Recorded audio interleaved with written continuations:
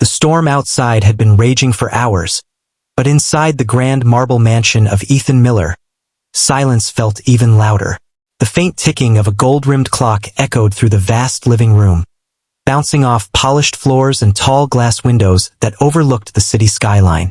Ethan, a man of wealth and reputation, sat alone at his long dining table, a place where 10 could sit comfortably, yet only one ever did. His eyes wandered over the untouched dinner in front of him, perfectly plated, steaming, fragrant. He should have been satisfied.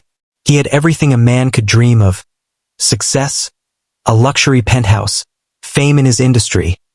But somehow, a strange emptiness had begun to gnaw at him lately, something he couldn't quite name. That night, something unexpected shattered his carefully constructed world of order and silence. As Ethan stood up to leave the dining room, a faint sob echoed from the kitchen. It was soft, trembling, and full of pain, the kind of cry that comes not from a moment, but from a lifetime of suffering. He froze.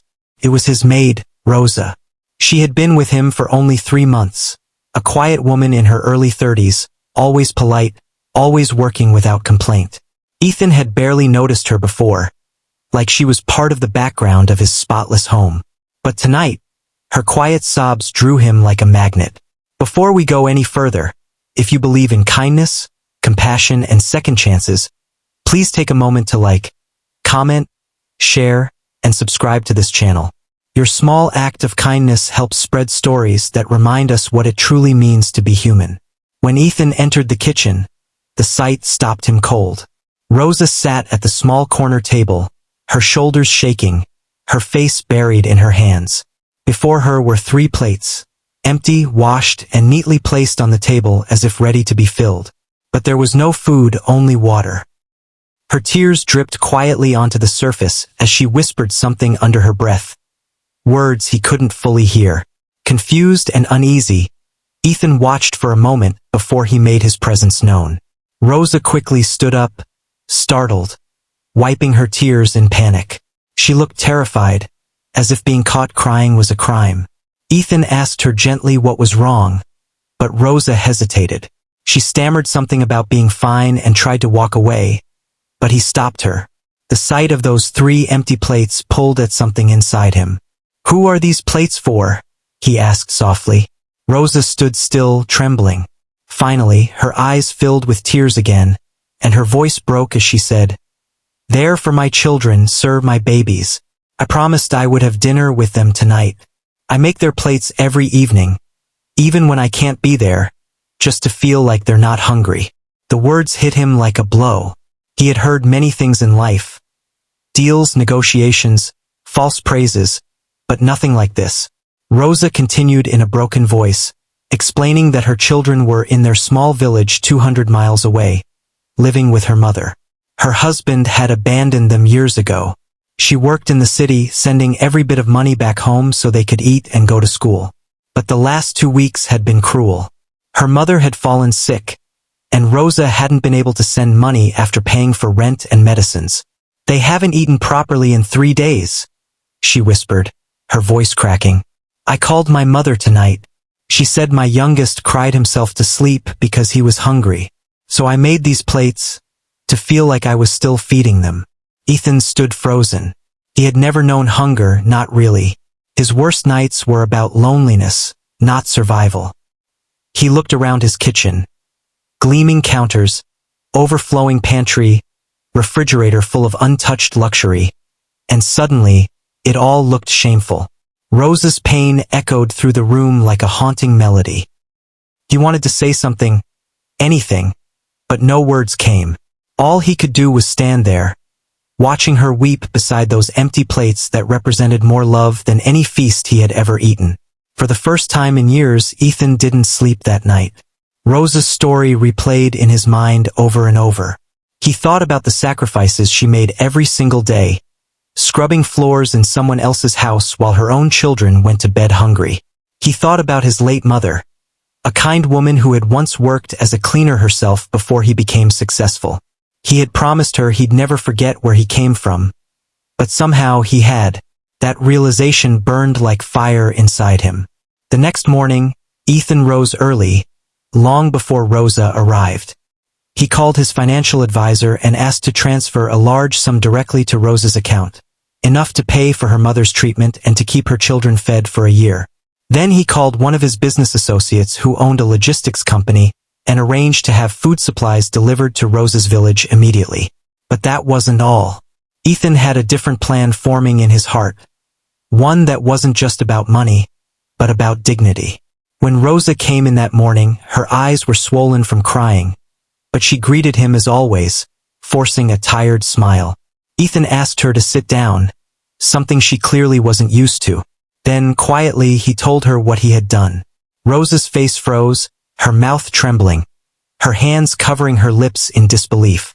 Tears streamed down her face as she whispered thank you again and again, unable to speak properly. But Ethan wasn't done. He told her that he wanted to help her start something of her own, a small food business, a home kitchen where she could cook and sell meals. You shouldn't spend your life cleaning other people's plates when you have the heart to fill your own, he said softly. That day marked the beginning of a transformation. Not just for Rosa, but for Ethan too. She started small with Ethan's help, cooking traditional meals from her village recipes. Ethan provided the space and the initial funds, but the heart of the business was all hers. She named it 3 Plates Kitchen. Every time someone asked why, she smiled and said, "Because once upon a time, I cried over 3 empty plates. Now they're always full." As the weeks turned into months, Rosa's little kitchen business grew. She cooked with love, and people could taste it in every bite. Ethan would sometimes stop by, sitting quietly at a corner table, watching her serve customers with pride and joy. He realized how much peace there was in giving, in being human again after years of being lost in wealth and isolation. But the most emotional moment came one rainy evening when Rosa came to Ethan's mansion again, this time not as a maid, but as a guest. She brought 3 small plates, carefully covered with lids.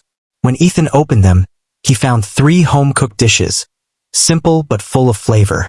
"These are the first recipes I ever made for my children," she said, her eyes glistening. "I wanted to thank the man who made sure my plates and my children's lives were never empty again." That night, for the first time in a long time, Ethan didn't dine alone. The dining table that had always been cold and quiet was alive with warmth, laughter, and something he hadn't felt in years, family. Rosa told stories about her children, about their school, about how her mother was finally recovering. Ethan listened, feeling his heart grow lighter with every word. He realized that sometimes, kindness doesn't come from grand gestures or fancy words. It begins in small moments, the moment you choose to listen, the moment you decide to care. And as the rain continued to fall outside, the sound seemed softer, more peaceful, as if even the world itself was listening to this quiet miracle. Weeks later, Rosa's story spread online after a journalist heard about her small kitchen. 3 Plates Kitchen became a local sensation, not just for its food but for its story of love, struggle, and redemption. People lined up to meet the woman who had once cried over empty plates, and to taste the meals that were now symbols of hope. Rosa hired other women who were struggling, giving them jobs, teaching them to cook, helping them rebuild their lives. And Ethan? He became her silent investor, never taking credit, never appearing in interviews. His satisfaction came from knowing he had changed a life, and that life was now changing others. He often looked back at that night. The quiet sobs, the empty plates, and the simple yet powerful words that had changed everything. Rosa's pain had opened his eyes to a truth he had long forgotten. We rise not by lifting ourselves, but by lifting others. Months later, Rosa invited Ethan to her village for her children's school function. When he arrived, the children ran to greet him, calling him Uncle Ethan. They had no idea who he really was, just that their mother's friend had helped them when the world had turned its back. As Ethan watched those bright, smiling faces, something inside him finally healed. He no longer felt the loneliness that once haunted his mansion. Because kindness, he realized, is the only thing that truly fills an empty heart. Before the video ends, if this story touched your heart, please like, share, comment, and subscribe. It helps keep these powerful stories of compassion alive and reaching others who need a reminder that kindness still exists. Comment below. Kindness never goes unnoticed.